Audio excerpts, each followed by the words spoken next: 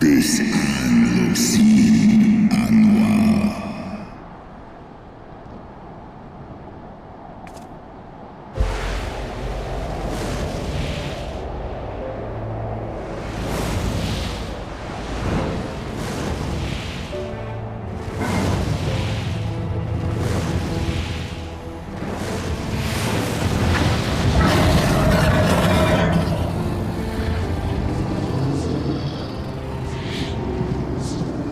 Svelga. S in MR. Wayne MER. Skola. By the 12. Mine ears hear the tongue of dragons, yet the meaning rings clear within my mind. How can that be?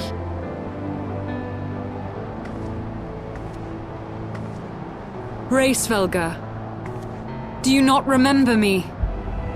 'Twas I whom you found in Dravania.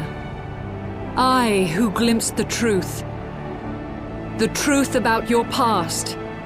About Shiva.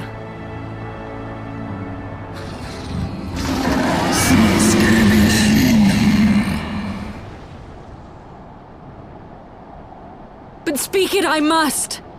I have summoned Shiva's soul from the beyond and offered myself as her vessel. She has made her heart known to me. Enya.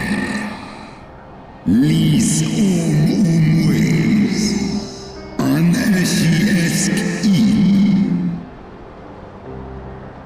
En eski anshis li esishin.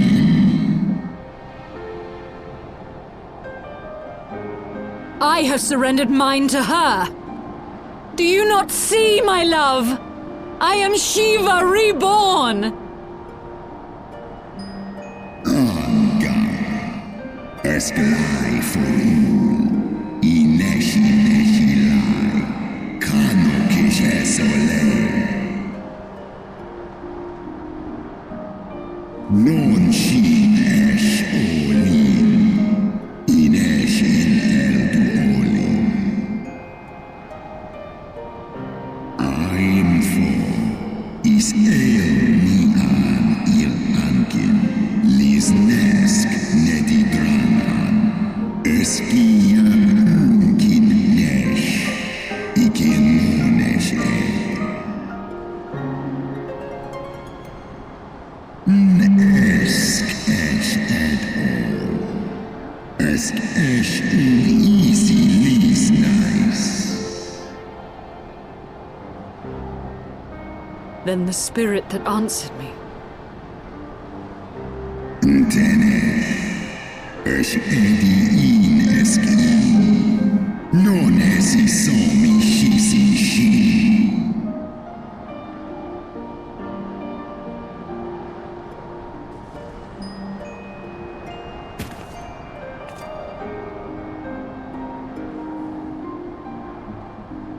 Be that as it may, Lord Svelga, Izel's desire to heal the rift between man and dragon is real, and it has borne us this far. We would spare both our kind and yours the ravages of this senseless war.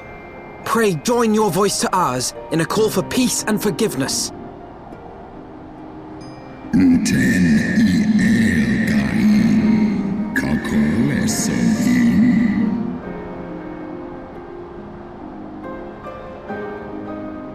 Slosk star ishiste. Stosk in. N asai innosk.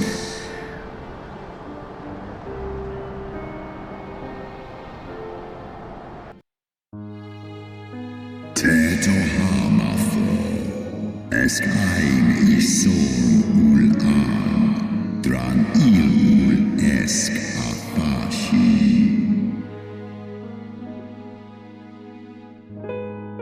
Für eine Kino, losken stari strari dran, lar häsne schnell.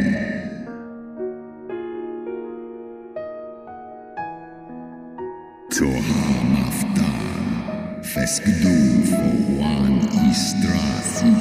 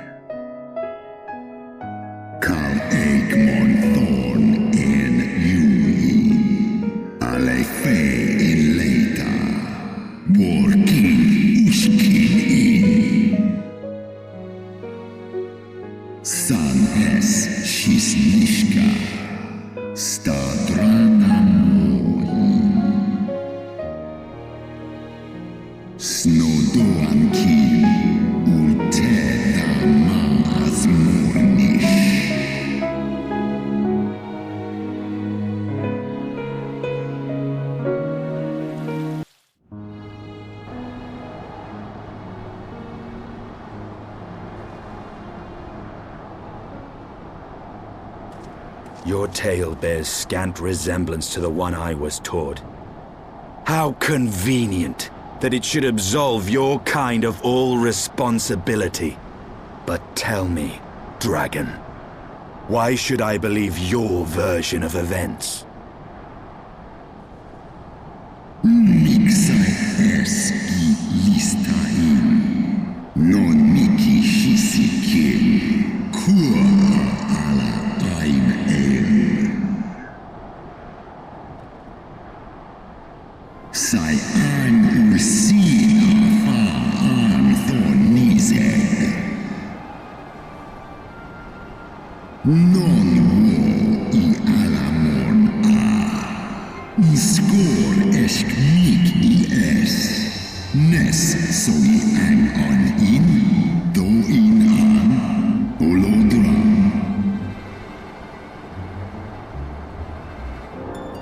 Ishgard's so-called heretics.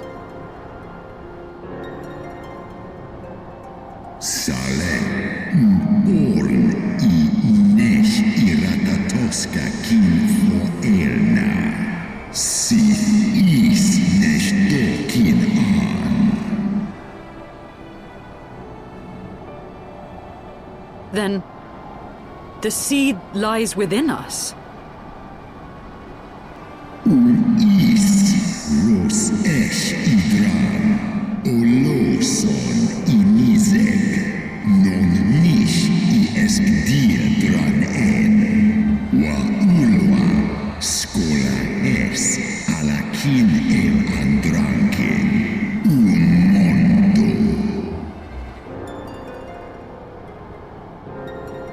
Ye gods, I have borne witness to such a transformation.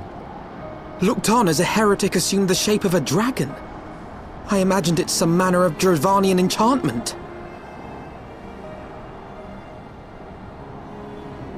But if any Ishgardian, regardless of allegiance, has such potential within them, 12 forgive us. To think of all the dragons we've slain!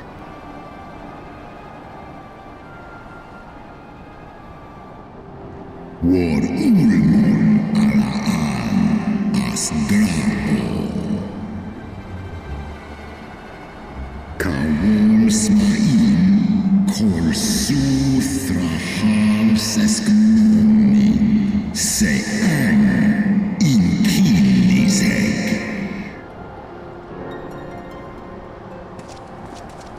Oft have I wondered why Nidhogg did not simply raze Ishgard to the ground. Now I have my answer. He has no intention of winning the Dragonsong War, for it is no war at all, but vengeance, an eternal requiem sung for his murdered sister.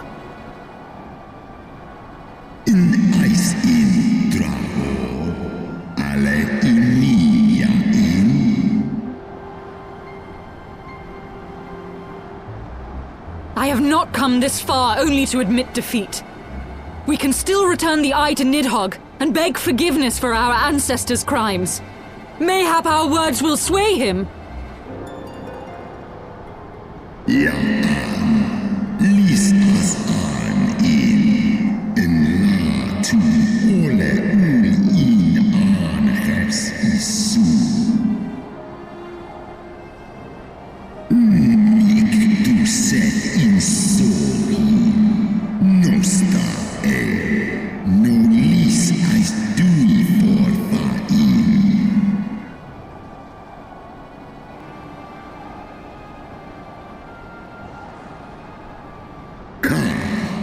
Een isi a ultran as nisek for. Een lai as nesh I an iratatoska.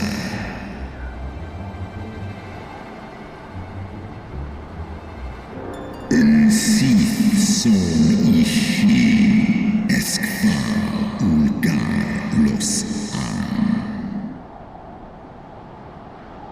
Snosk for an.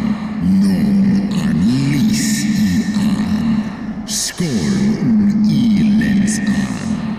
Skola.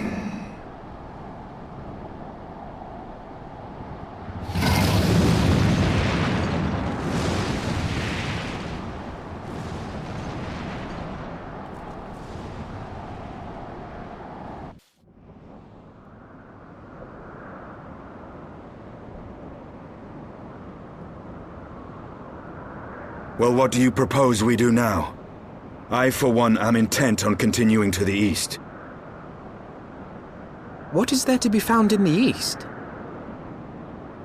Nidhogg's lair, the Eyrie, is said to lie in that direction. And the eye tells me he is near. You cannot still mean to slay him. You cannot still mean to stop me. I have been true to my word, and aided you in this fool's errand with Hraesvelgr. But your efforts at parley have come to naught, Lady Iceheart. I would see Ishgard saved, and for that, Nidhogg must die. With the tale of our ancestors' vile betrayal yet ringing in your ears, you speak of continuing this war? Nay, lady. I would but pierce its vengeful heart. When Nidhogg dies, this war shall die with him. A moment, Estinian. You yourself spoke of the Great Worm's strength, that you believed him powerful enough to raise your city to the ground. How then are we few to challenge him? Even behind the stout walls of Ishgard, with an army of knights manning the defenses, our victory would be hard won. Yet you propose to contend with the beast in his own lair. In close combat, this will afford us an advantage. And with two Azure Dragoons working in unison, who can say what might be possible? But such speculation is meaningless if we cannot even find the worm. Our first task must be to seek out Nidhogg's lair. The story of this nation grows bloodier by the moment. Must death always be answered with more of the same? Such is the way of things, I fear. I shall consider it a miracle if mine armor is not stained crimson ere this conflict is ended.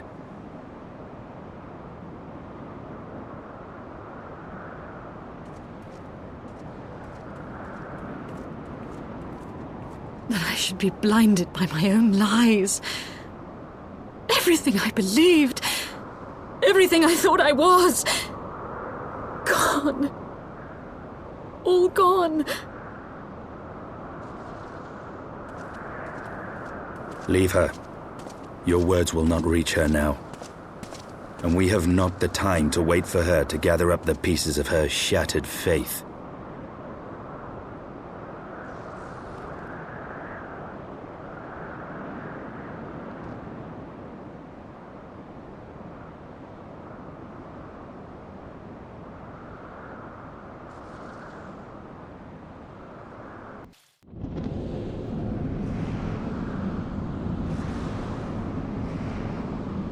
Is that it?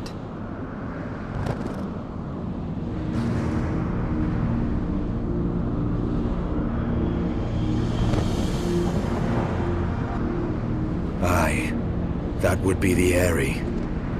I feel Nidhogg's presence through the eye, his caustic hatred gnawing at my soul. 'Twould seem the death of his consort has put him on guard. Mark how he wards his lair with tempestuous winds.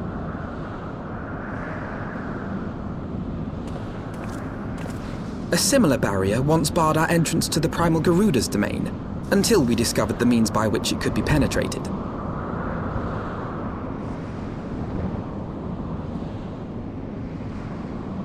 Mayhap it is time we called upon Master Garland. 'Twill be just like the good old days, no?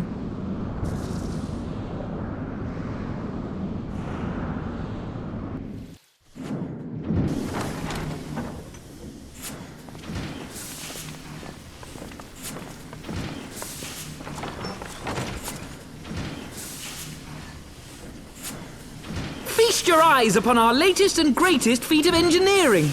We call it a mana cutter.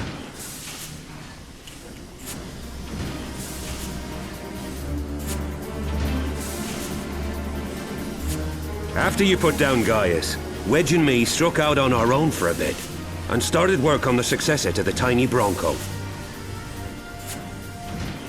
Impressive little thing, isn't she? My talent for ship design has plainly rubbed off on them.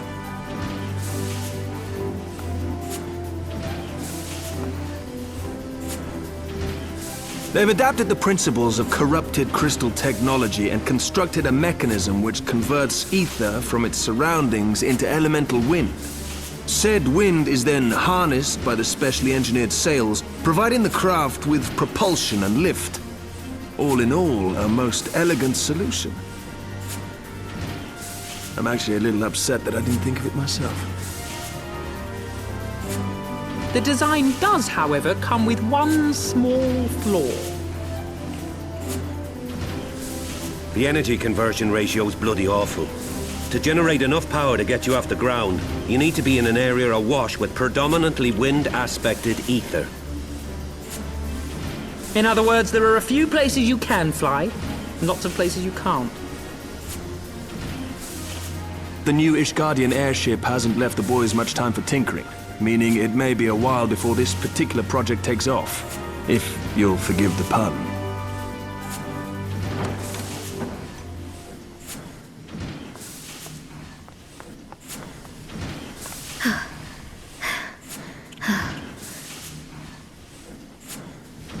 Tataru, what's happened? I've been looking all over for you. There's been word from Aldar. It's about Her Grace, the Sultana.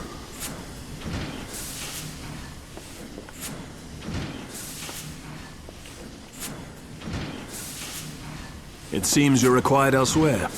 Leave the mana cutter with us. We'll see that she's airworthy and suitably equipped to slice through those winds.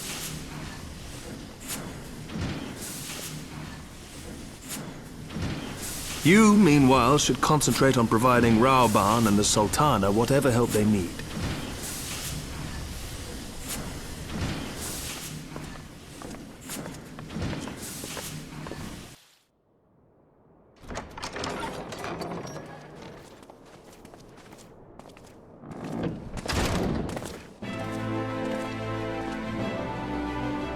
Thank you for coming. No thanks are necessary, General. I trust your recuperation continues apace.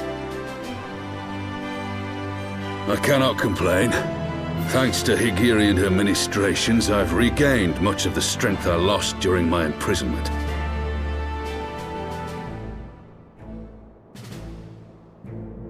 I gather you have made progress in the search for Her Grace.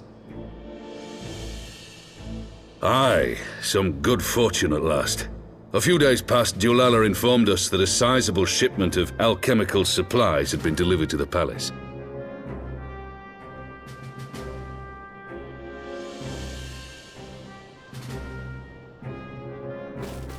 With Papa Shan's assistance, I set out to ascertain the source and nature of the shipment. My inquiries led me to Frondale's frontistery. There, I learned that an order had been placed for a curious substance designed to sustain patients trapped in death-like slumber. An invention of the former head alchemist, apparently. A death-like slumber? This cannot be a coincidence. It lends some weight to Dulala's claims, aye. Her Grace is likely somewhere within the palace, abed but alive.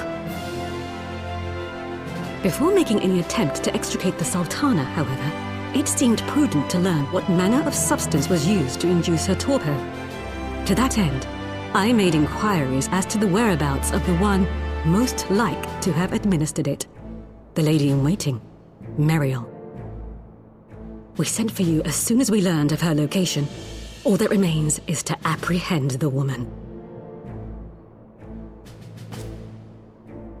We shall find our cat's paw in the Silver Bazaar. But we must tread carefully. The market is not the bustling place it once was, and someone is sure to mark our coming. Should they inform the monetarists, we'll have a fight on our hands. We must be prepared for the worst, and being short an arm, I thought it wise to take another in its stead. What say you, Warrior of Light? Will you lend me yours? Then I pity the bastard that stands in our way. Come, my friends, for Nanamo and for Ul'dah!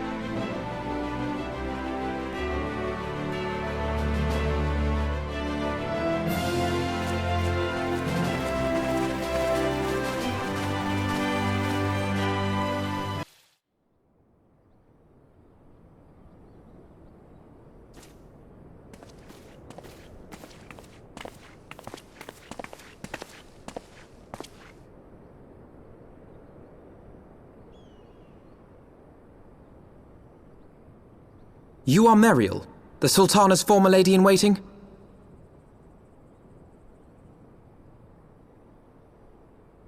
I know no one of that name. Pray excuse me.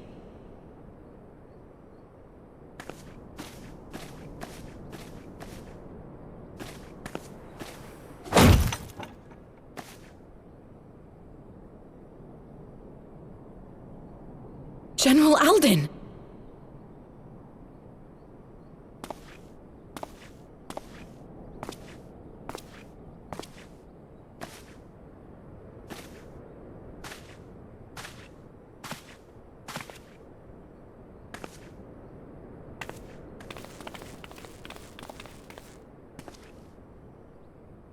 We will have the truth from you, girl.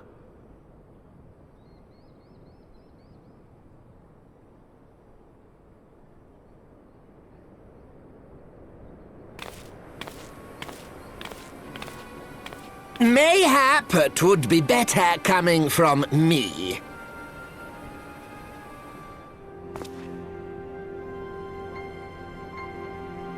Lolorito, you'd best talk fast.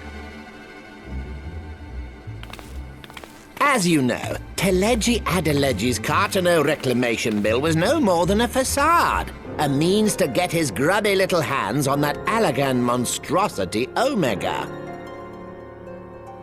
When he learned of Nanamo's intention to abdicate, however, he was forced to amend his plans. Suddenly, assassination seemed the most promising way to further his ambitions. I am told Teleji had discovered a maid in whose veins ran the blood of House Thorn, a new, more pliable puppet to sit the throne.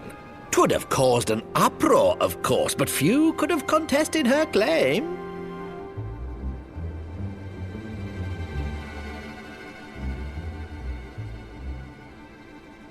'Twas plain that Teleji's wild machinations had outgrown our ability to control them. So I decided to usurp his scheme and left the fool to seal his own demise. And what of Nanamo? Oh, I have no desire to harm her grace. 'Twould profit me little to destabilize our government.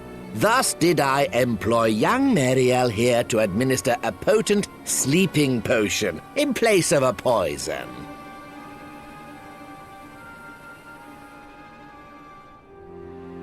You should know, General, that your dear friend Ilberd was fully aware of my plan. I had him lie about the assassination as a means to prime your rage against Teleji. We weren't entirely sure how you would react, but things went rather better than expected.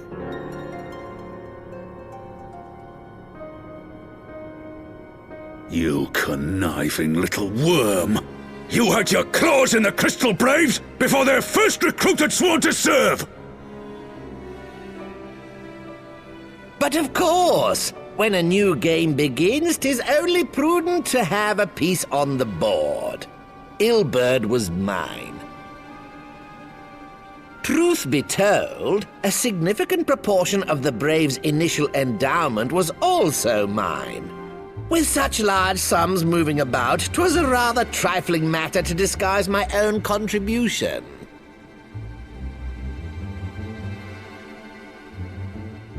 Ah, Ilberd.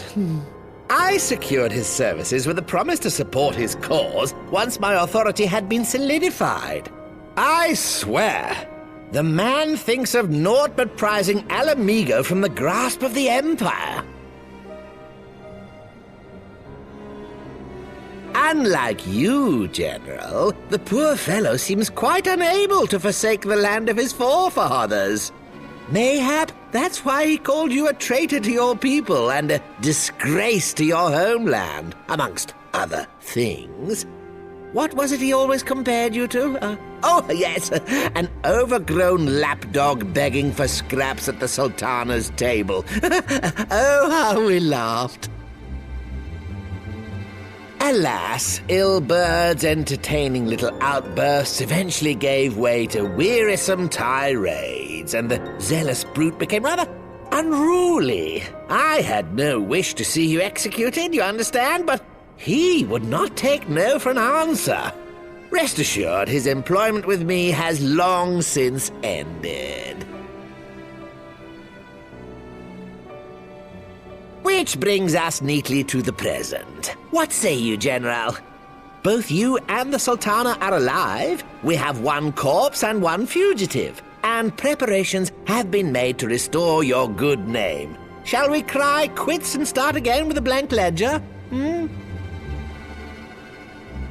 The hells we will! Do you honestly expect me to forgive and forget? After all you've done? You're guilty of high treason! Stay your blade, Master Alden. You yourself are not innocent. Or have you forgotten your own crime in executing Teleji Adeleji without trial? Though you acted out of loyalty to the Sultana, such deeds are in violation of both the word and spirit of the law.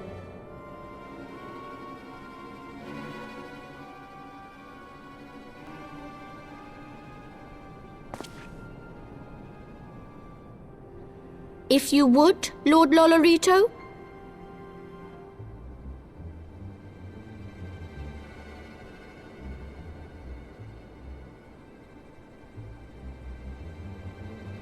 This potion will wake the Sultana from her slumber. Consider it a gesture of conciliation. You will find Her Grace resting comfortably within her private chambers.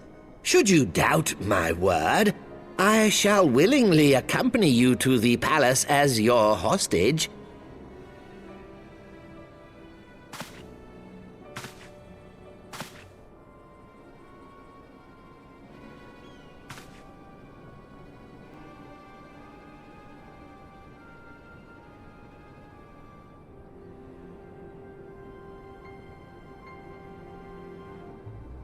I like not your motives, Lolorito.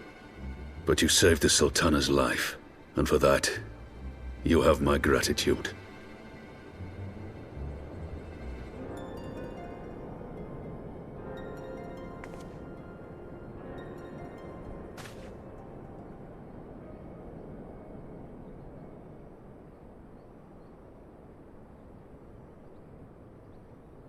Rauban Aldin, you are hereby reinstated as General of the Immortal Flames.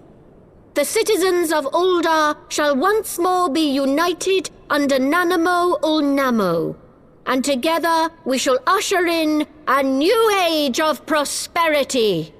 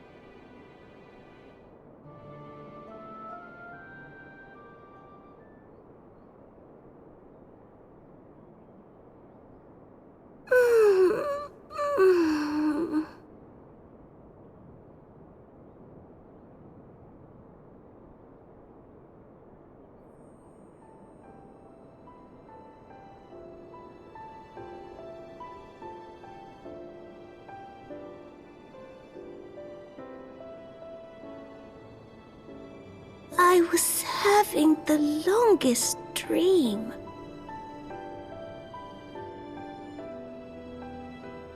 "'Tis time to wake up, Your Grace. Another day begins in Thanalan, and the sun blazes bright upon the sands.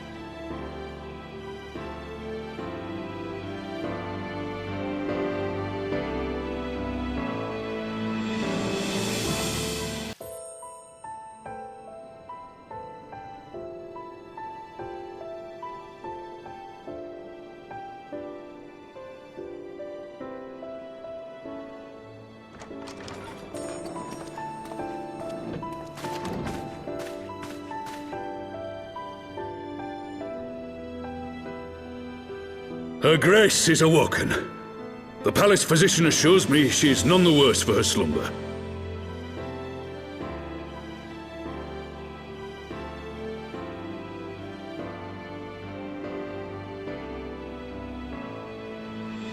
I believe Her Grace will soon resume her plans to place the government of Uldar into the hands of its citizens. Whatever path she chooses to take, I shall walk it with her. And we shall tread slowly, lest the nation be unsettled in our wake.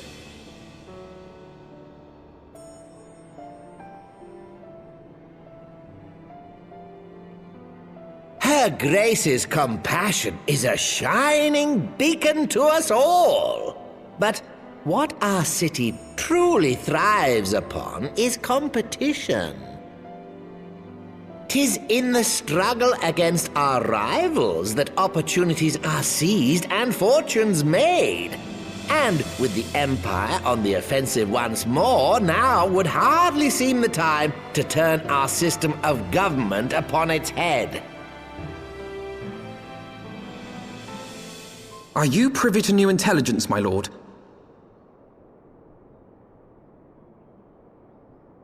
I would hardly call it new. Remind me, what was the name of that enormous Imperial warship which met its end in Mordona? Oh, wait, I have it.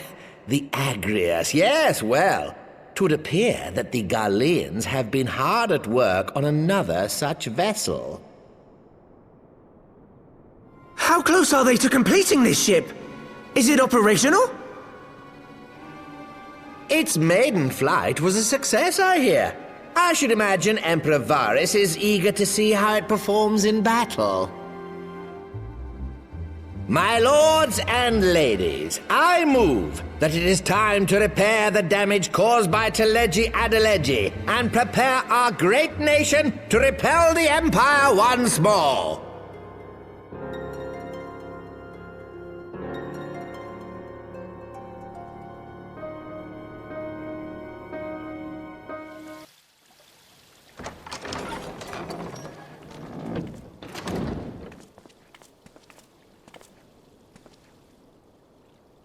"'Tis well that the Sultana has awoken. The Syndicate yet needs to put its house in order, but 'twould seem the worst of the confusion has passed. Uldar has taken control of its future, and I must do the same.